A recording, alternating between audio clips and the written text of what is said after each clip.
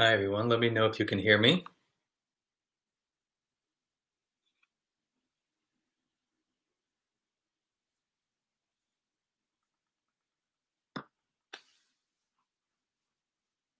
All right, so I see that people are tuning in. Just send me a couple messages. Let me know you can hear me okay, you can see me okay.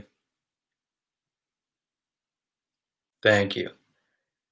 Thanks, Eddie. Thanks, Nikki, Jupiter Honey. All right. I see Gloria, Andrew, Veronica. Fantastic. All right, so we are live again. It's been a few weeks.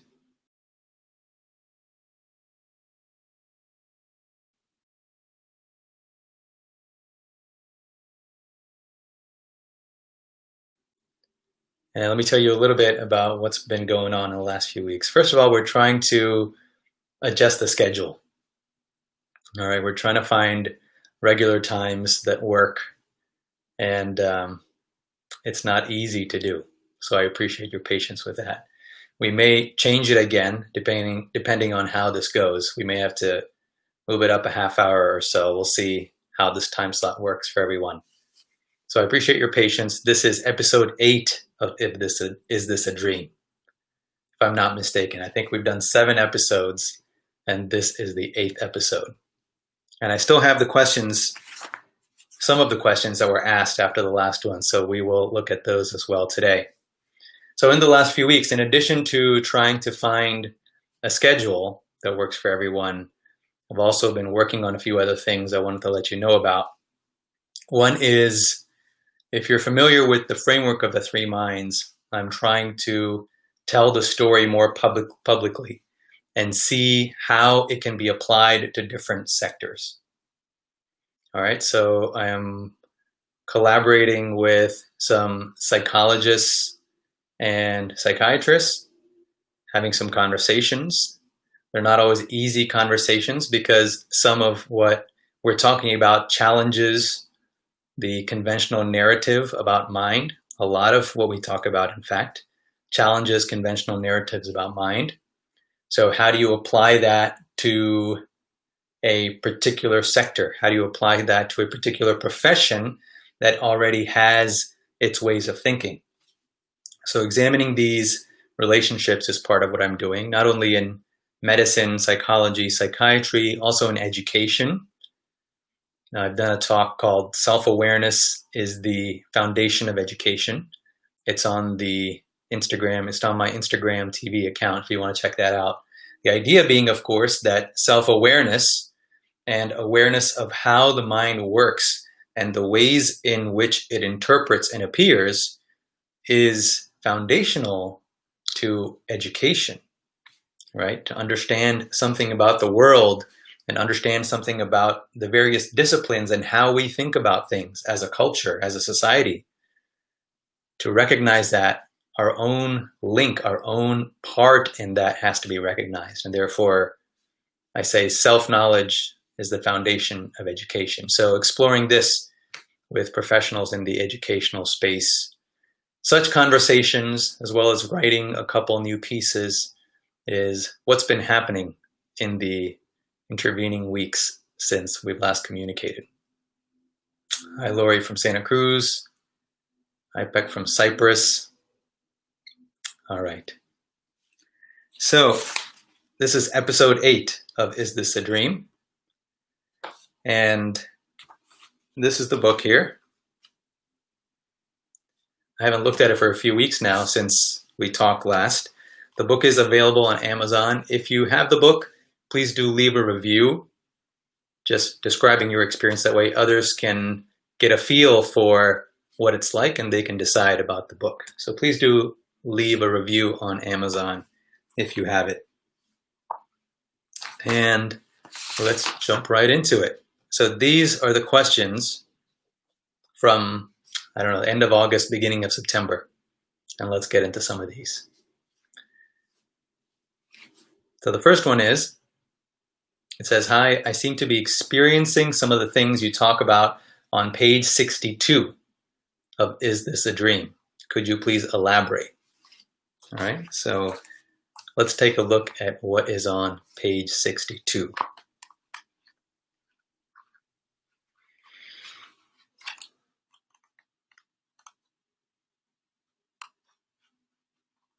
So page 62 is actually the final part of part 1.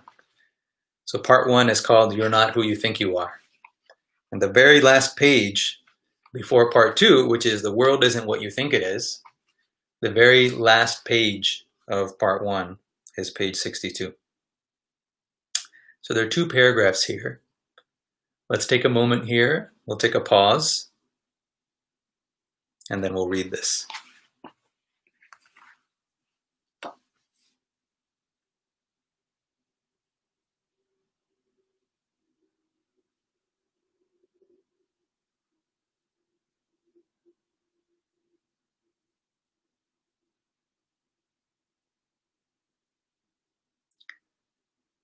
The purpose of the pause is to hopefully make it feel like we are literally in the same space, right? To help us see beyond the interpretations of physicality, which we may be immersed in. So for example, this body is in a particular room, the room is in a particular city, state, country, whereas your body may be in another interpretation. Somebody says from Puerto Rico, Maui, North Carolina, right? So different physicalities, different interpretations, different bodies, different thoughts. And yet, where is all this being interpreted and experienced? It's all here. And it depends on the recognition of what we call here. There is a here that is beyond all physicalities. And this is the here that we share. So these pauses are a way to appreciate this fuller, deeper here that is always here.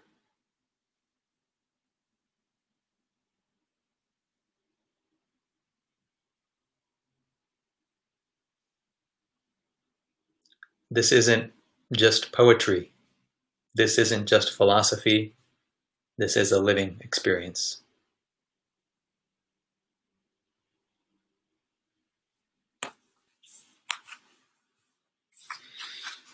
So page 62. There are 2 paragraphs here and then a couple questions. So the person says this is what they're experiencing, so let's talk about it a little bit. So it says, as the mind becomes subtler, it will bring confusion and repressed experiences to the surface. Just as when we knead dough, the individual lumps are more distinctly felt. In India we make these things called, this dish called chapati. And what you take dough and you have to even out the lumps. So you take this roller and roll it out. So that's what I was thinking of when I wrote this, kneading the dough out, right? I did some of that when I lived in India for a few years. So as the mind becomes subtler, it will bring confusion and repressed experiences to the surface.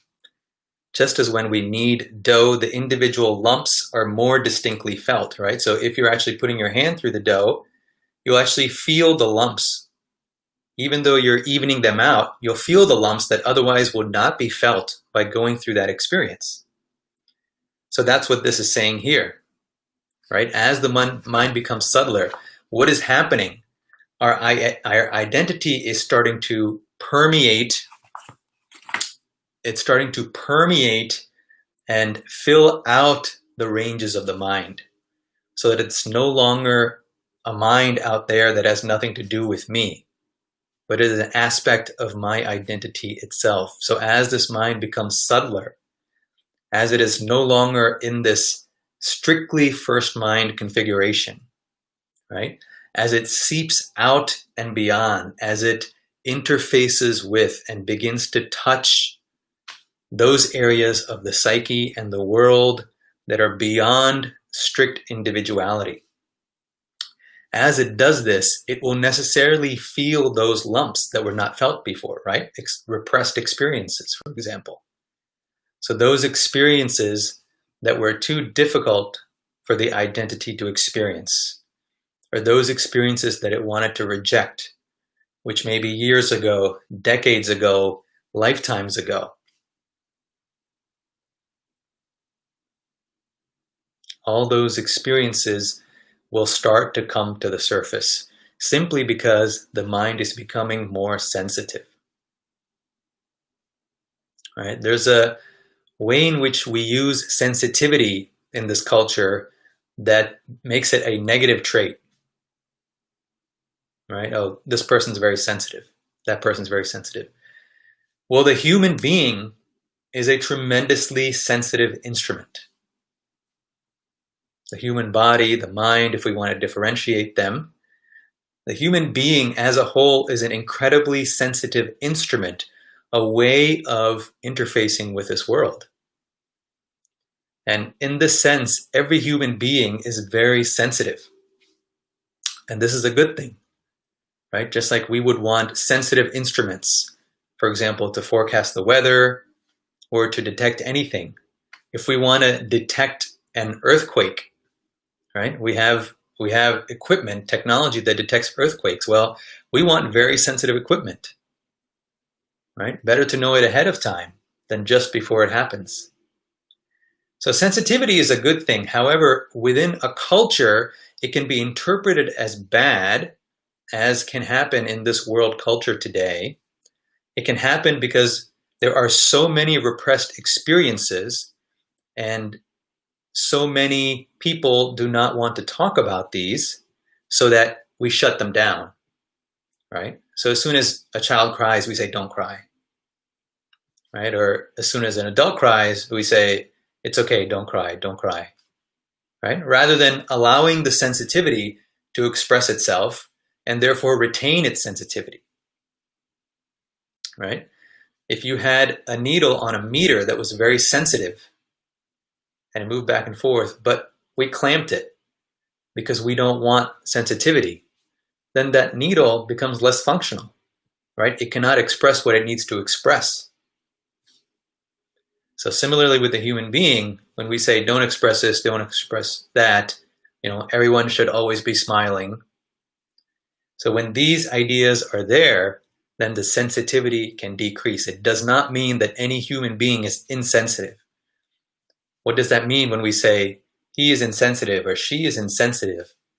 Basically means that their own sensitivity was not appreciated and it was actually dampened.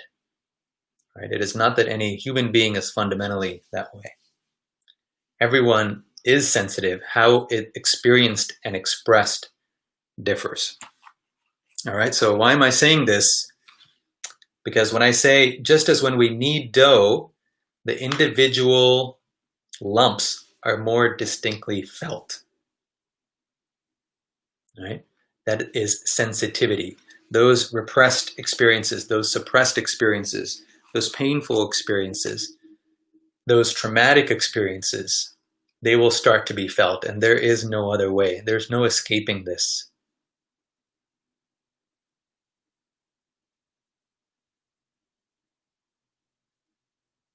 There is temporary escape at the expense of decreased sensitivity. Remember, though, that when we talk about decreased sensitivity, it's not just decreased sensitivity to painful things. We also have decreased sensitivity to the joyful things, to the depths of life. They come together, right?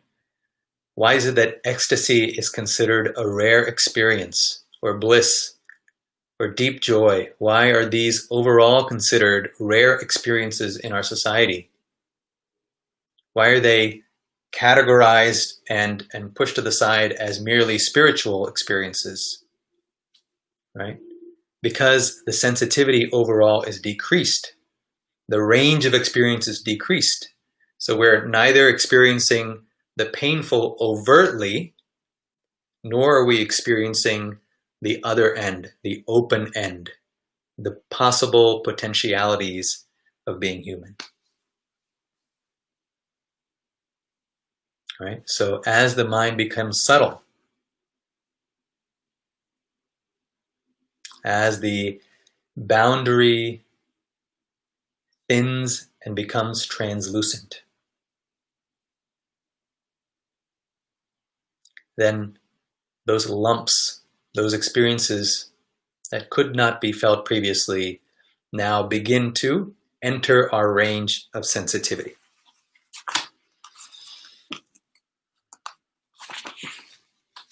I lost the page. Give me a minute.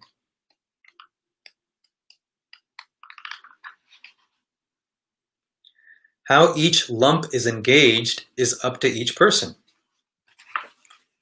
right?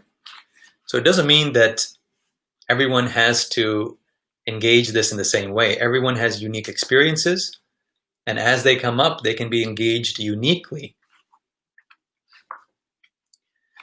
But there are some general strategies that everyone can use, that anyone can use, such as sometimes talking to a friend can help, right? Provided that they're an open-minded person. They're not going to project their own experiences on you, right? Other times, sometimes it may be physical exercise or a change in the food we eat. What you'll see is as the mind becomes subtler, you will see that everything influences the mind and the mind influences everything.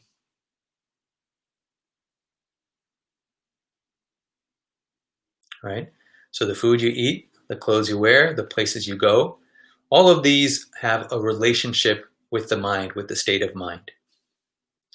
If you review your day at the end of a day, and if you notice the different things that you've done, the food you ate, the places you went, the people you hung out with, every action, if you look at it, you can notice that all of these have some kind of influence on the mind. Right? On which mind? The first mind. Right? There is an interrelationship among all these. And so the way any one person might engage these experiences will be unique. Through talking to a friend, through physical exercise, through a change in the food we eat. Right? Obvious thing can be seen in the temperature of food. Right? Why do we prefer hot things in the winter, cool things in the summer? Because food makes a difference in how we feel, not just the body temperature. Other times, it may be spending time in nature or simply taking a few easy, full breaths. These are the personalized aspects of the journey. Old beliefs will dissipate, stagnant emotions will bubble up, and everything we've wanted to avoid will eventually meet us face to face. All right, so this isn't meant to be scary. This isn't meant to be, a threatening passage. This is simply presenting the facts of what happens.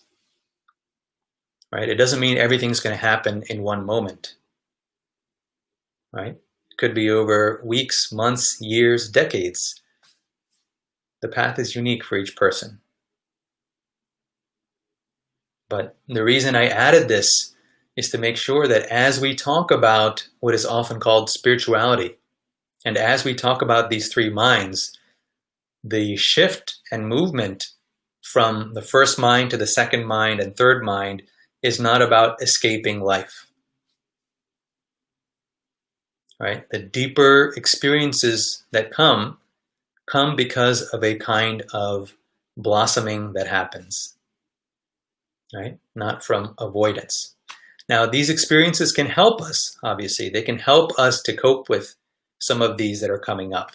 The recognition of what is happening and the deeper experiences of the second mind help to contextualize and process that which is remaining of that boundary, right? That which is caked in as the boundary of the first mind.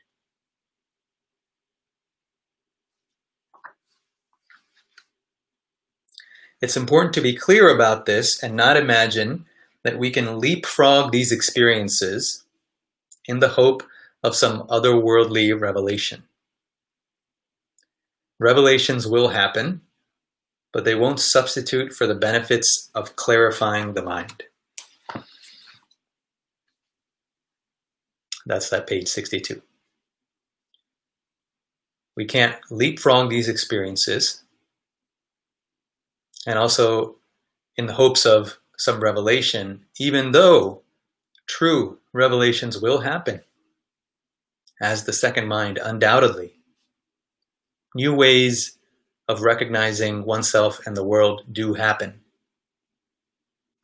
And they're not a substitute for clarifying the mind. So we have to hold those two together. That new ways of experiencing happen, and it's not a substitute for clarifying. See, what happens is without the clarification, without the addressing the engagement of that boundary and what it represents, the thoughts, the beliefs, the emotions, without that engagement, there is a limit as to how deeply this second mind can establish itself.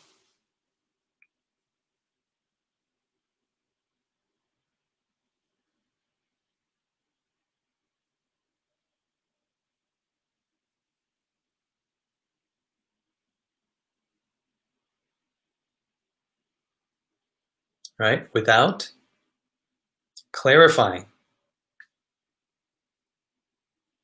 without addressing those experiences that have become concretized along with this boundary of the first mind, there's a limit as to how much the second mind can establish itself. If you recall in the first several lectures when we're talking about this first second mind transition, we really focused on that boundary and what happens, right? And it is the hardening of that boundary itself that prevents the recognition and experience of the second mind. So naturally, if we try to leapfrog the boundary, rather than see along with it, rather than see through it, then that vision of the second mind is naturally going to be limited, because to whatever extent that boundary is still there, to whatever extent those experiences have not been processed and released, then to that extent, that second mind cannot take hold. Right? So this is the practicalities. This is describing the practicalities of the process.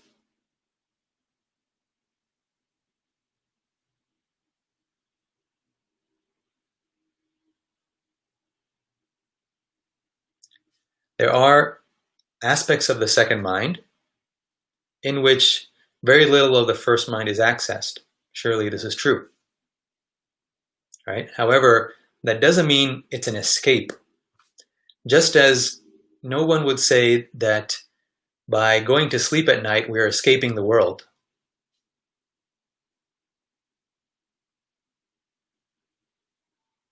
Going to sleep at night is simply a way for the human being, the human system, to regenerate, right? To revive itself,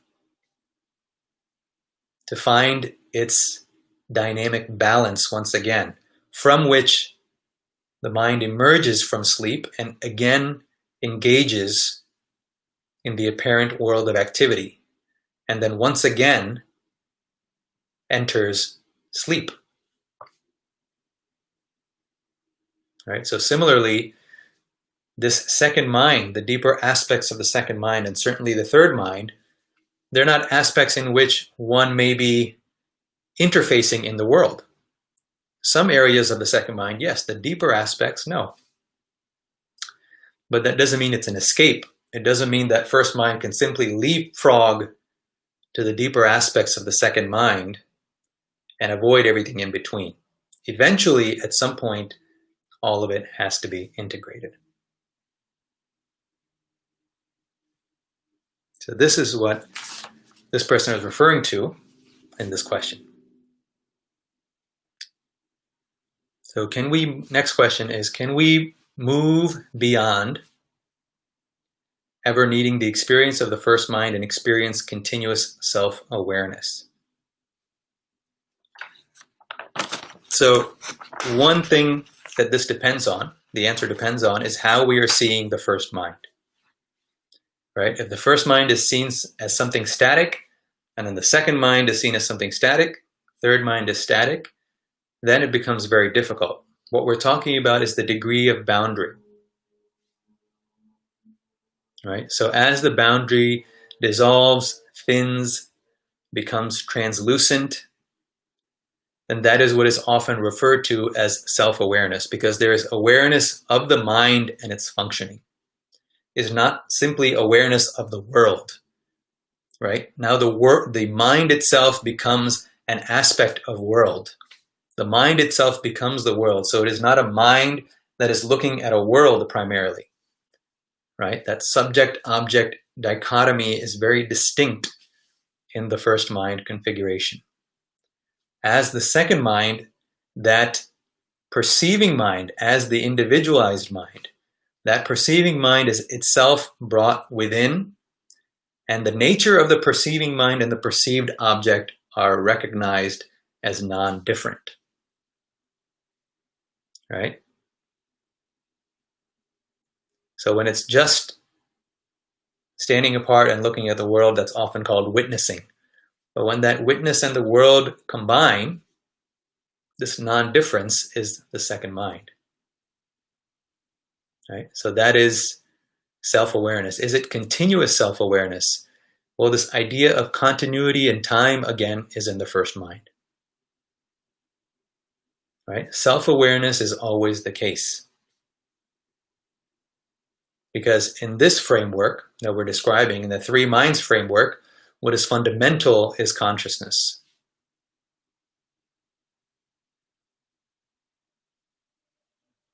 Right? So it is not the first mind that is struggling to maintain an awareness. Right? That is something akin to the witness state, the transitional state, the up and down. We talked about that in detail.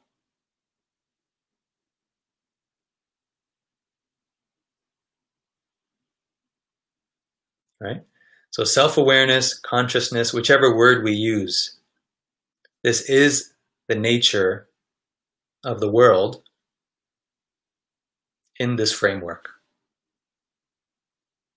So the degree to which, to specifically address this question, the degree to which the boundary of that first mind is seen through is the degree to which what we're referring to here as self-awareness is established.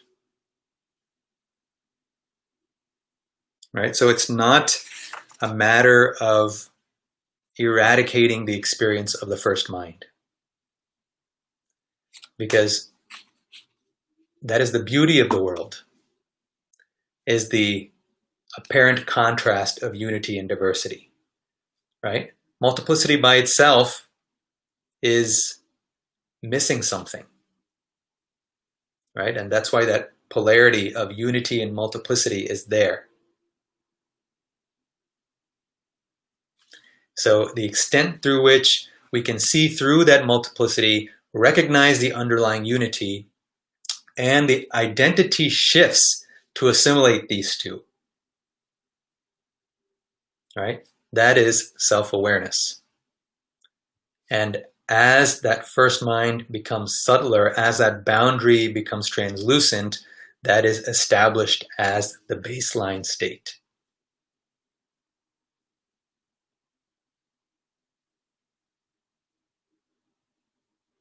Right? So there is in Vedanta, there is a state called Turiya.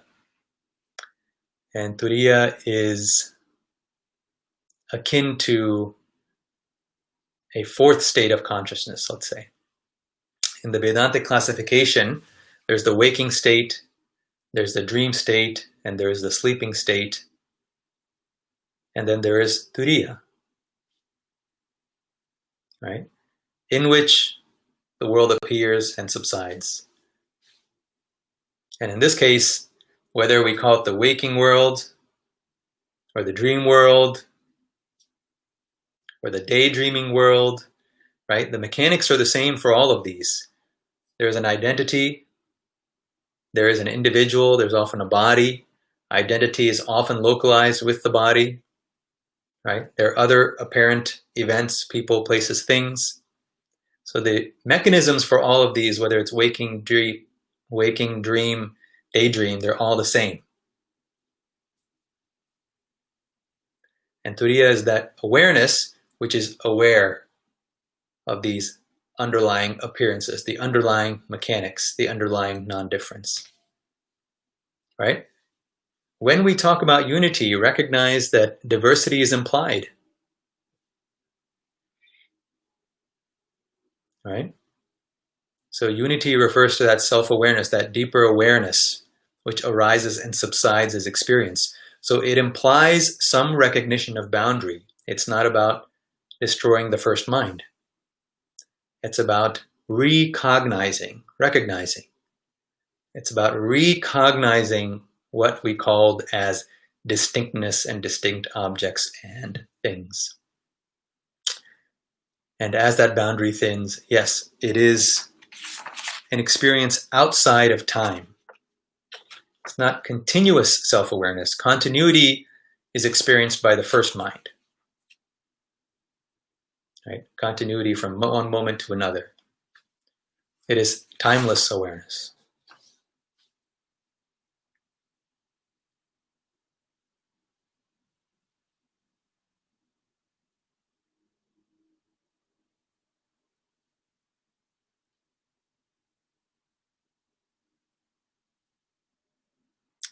Next question.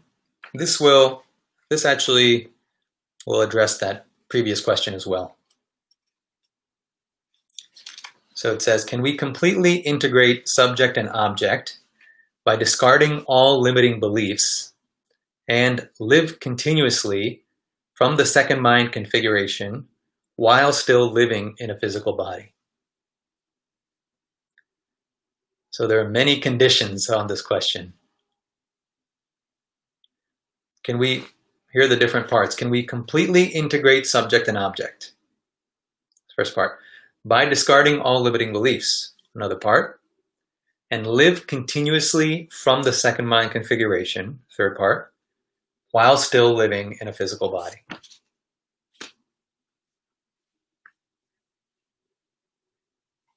Okay. So let's take this part by part. Can we completely integrate subject and object? So we hinted at this in the previous question, right? It depends how we're defining subject and object. As the first mind configuration, the subject individual and the object that's being perceived. That's the first second mind subject object.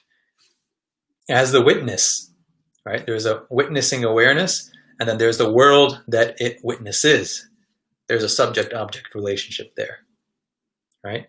As the second mind, when those integrate, there's still a subtle, we talk about that as subject-object integration. However, there has to be some subtle residue of subject-object as second mind, except in the deeper experiences when even the world is not interpreted, where the individuality and the world is not interpreted, right? There we can say there is total integration of subject-object.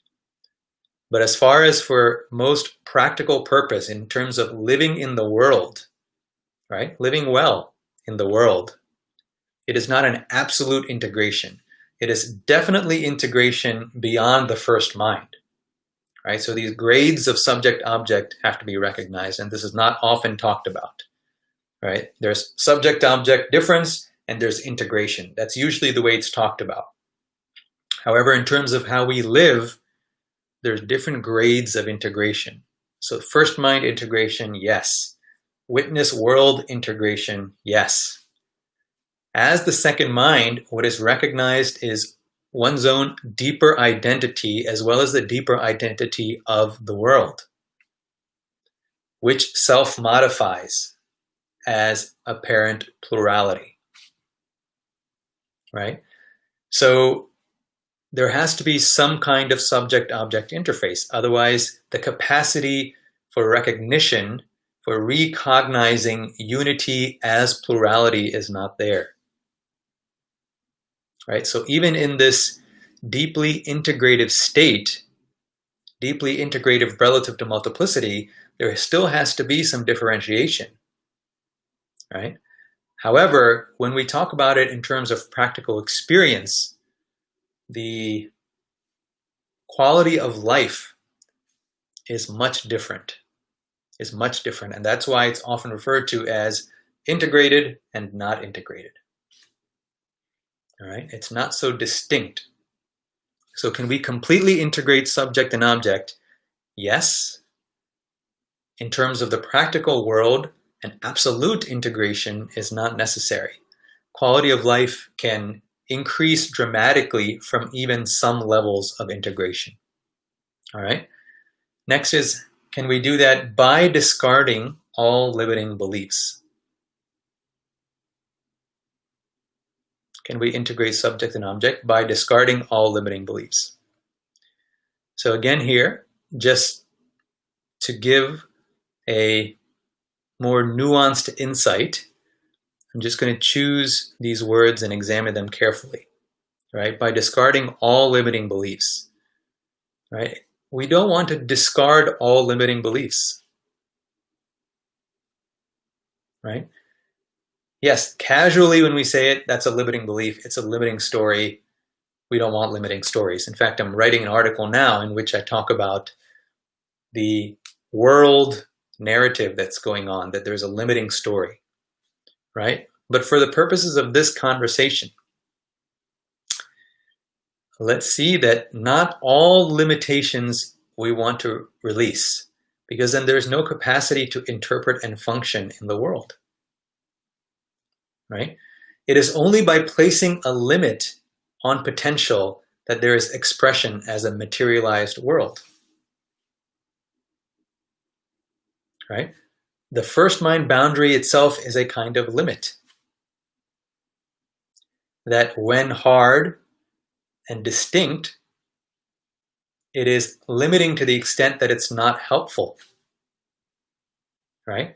But when thin, when translucent, that kind of limitation is useful in the world, right? So when we say discarding all limiting beliefs, we can certainly discard the beliefs that are not serving us, right? And by discarding those beliefs that don't serve us, we're still able to maintain or hold on to by choice those that help us function in the world. All right. And the next part of the question is, and live continuously from the second mind configuration. So this we directly addressed in the previous question, right? It is not that the first mind is living continuously in a new place called the second mind.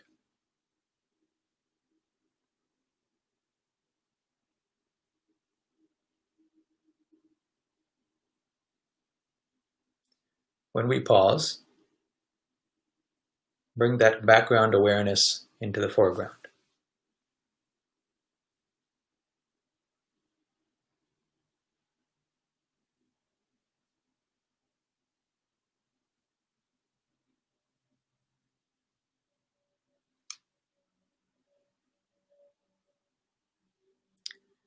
So it is not the first mind that is living continuously as the second mind in a new place, right? It is that as that boundary thins, the mind is now timeless, right? The first mind is of the nature of time and pockets of space. That second mind is not restricted to time or space, but also modifies as time and space. And the last part is while still living in a physical body. Let me read this whole sentence now. Can we completely integrate subject and object by discarding all limiting beliefs and live continuously from the second mind configuration while still living in a body? Right? So The second mind configuration is one that can also live as the physical structure.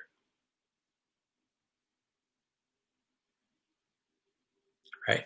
So even though the body is alive, the body is functioning, the organs are doing what they need to do, the second mind itself is not restricted to that body. The second mind expresses as and through bodies. Right? I'm not talking here strictly about an out-of-body experience where the sense of individuality is outside the confines of the physical structure. I'm simply saying that identity need not be localized, such that the body is experienced as an aspect of it, and not necessarily a boundary within which it has to be or without which it has to be. All right, so the second mind configuration, yes, it integrates subject and object. Yes, it discards those beliefs that are not useful, that are not functional. Yes, it is outside of time. And it can be experienced as a physical body and is not restricted to the physical body.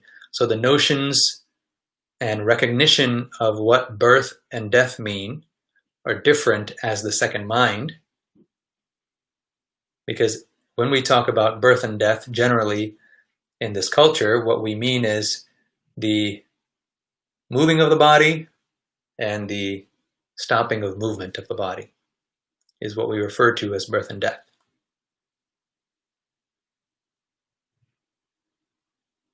And the second mind's expression is not limited to movement and non-movement of the physical structure.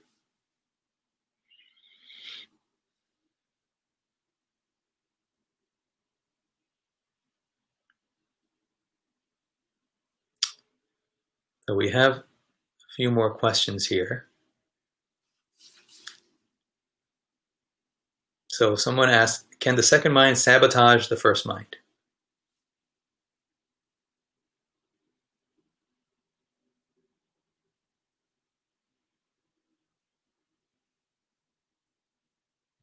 It can certainly feel to the first mind that the second mind is sabotaging.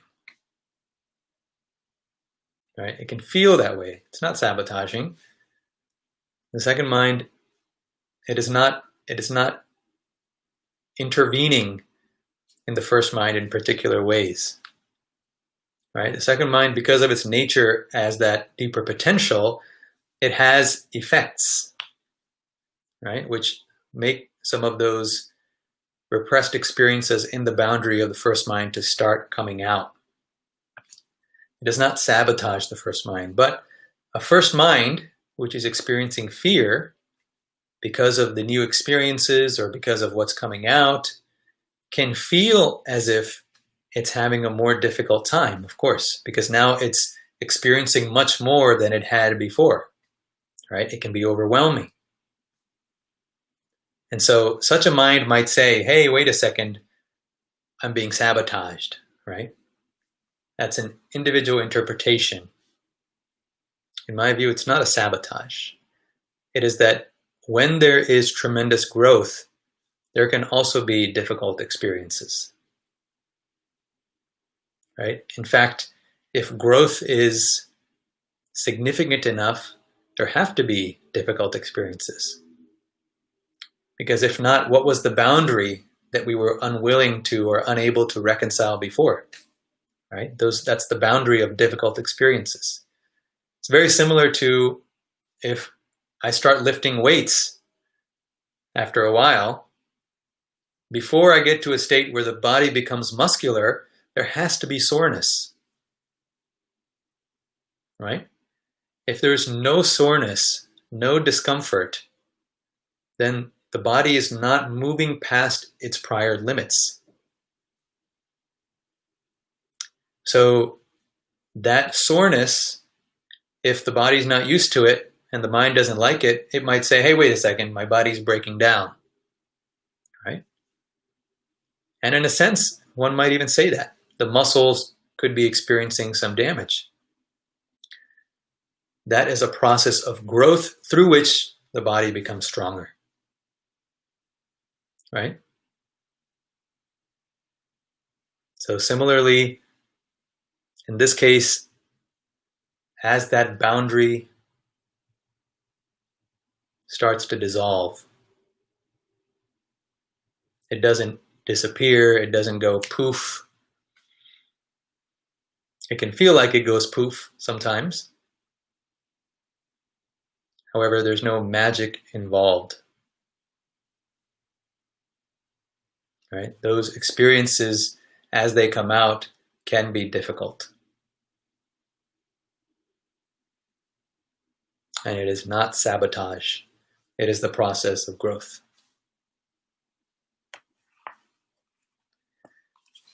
There are more questions. I think we will address those next time. If you have more questions, just write them in the comments.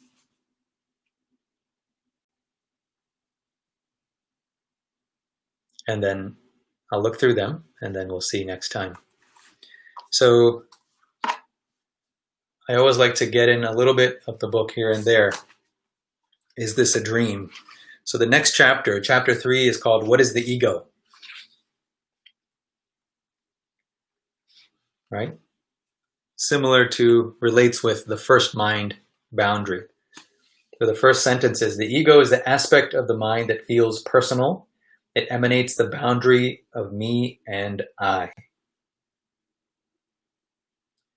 On close inspection, we see that this sub-identity, right? Here I'm referring to the ego as a sub-identity. Why? Because it is an encapsulation, if you will, within the broader second mind that is here. This second mind, boundless, which does not fit into concepts, which breaks any box that tries to contain it. This second mind, when apparently encapsulated by certain beliefs, thoughts, this is what we experience as the ego. And so it is a kind of sub-identity, right? On close inspection, we see that this sub-identity is not a thing in itself, but rather a bundle of thoughts infused with energy. Not just thoughts, feelings, emotions, desires, all of this, infused with energy, right? This infusion of energy is what concretizes as that boundary of the first mind, right? It's almost like the mixture for cement, right? A few different things mixed together and you get cement, which creates a distinct boundary. Similarly, some thoughts, emotions, infused with this energy, which is the energy, it is the original energy of the second mind. When an aspect of that gets mingled with these particular thoughts, particular emotions, then it concretizes as this boundary of the first mind, which we experience as I, me, mine, you, me, yours. Right? And it can be a useful boundary, that's the key. And we'll explore more of this next time. So this has been episode 8 of Is This a Dream? The book is available on Amazon. There is another series. It is probably going to be Thursdays at the same time, 11 a.m. Pacific, 2 p.m. Eastern. That is on the Chopra membership. If you go to Chopra Well and sign up for the membership, it's different from subscribing. Subscribing is one, but there is a paid membership. And there I'm doing a series called Gems of Ancient India, and we're looking at the text Atmabodha, self-knowledge. And there we immerse some more in the subtleties of the three minds.